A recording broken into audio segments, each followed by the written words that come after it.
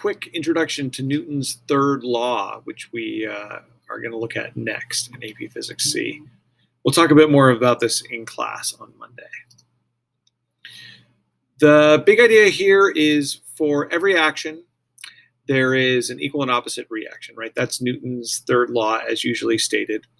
And we want to be able to use this so that we can identify action-reaction pairs of forces and then do interesting things with them. So kind of a fun scenario.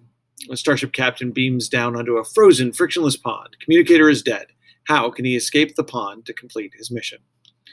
He has no idea. So there's a hint. This is at the beginning of our Newton's third law video. So there's going to be an answer in Newton's third law. But let's talk about Newton's third law, and we'll come back to this. The third law, even though it's stated there's an action-reaction pair or there's an equal and opposite reaction, what does that mean? Well, that means that when you have a force, there is always a reaction force that is equal in magnitude, the same amount of force, same number of newtons, opposite in direction. So if one is to the left, the other is to the right, up, down, this kind of thing. And simultaneous, they're acting at the same time. It's not a delayed reaction of like you push something and later it pushes back. It happens at the same time. They're the same kind of force, so they're either both tensions or both forces of gravity or both electromagnetic or something like that. And then they are acting on two different objects. And this is probably the most important piece to separate this from Newton's first and second law. In the first and second law, all we cared about was a single object, one, and the forces acting on it. In the third law, we're talking about interactions between multiple objects. So the third law mantra, if we were all sitting in class together, I'd probably make half of you say, A pushes on B pushes on A pushes on B pushes on A, right? Doesn't matter what it is, C pulls on D pulls on C, and so on and so forth, right? It doesn't matter what the initial force, the action force is, there's always a reaction. And the way to do it is just to flip it around.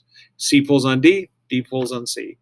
A pushes on B pushes on A, right? So if we're going to talk about the action-reaction pair, we can look at some examples, right? A teacher pushes on the wall.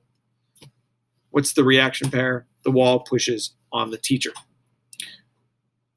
So Isaac Newton likes that one, right?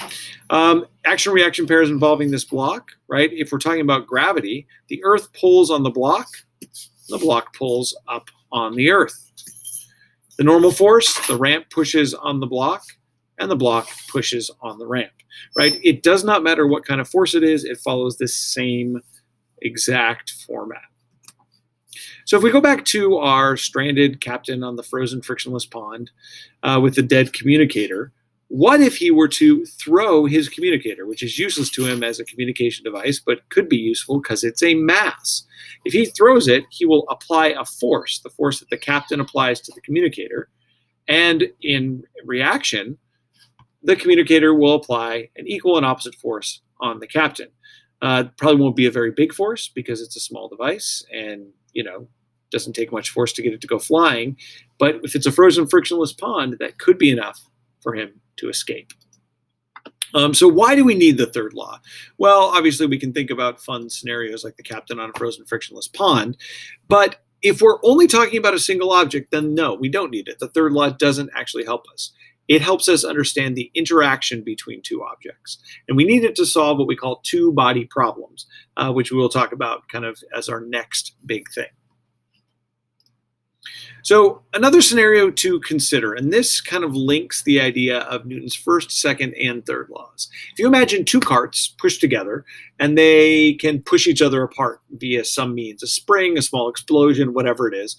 If you played around with the carts that we have, they have a little plunger in them that can explode out. And I'll do a demo of this when we get together in class again. But what's the same? Well, according to Newton's third law, they each apply an equal and opposite force. They each apply the same amount of force to each other.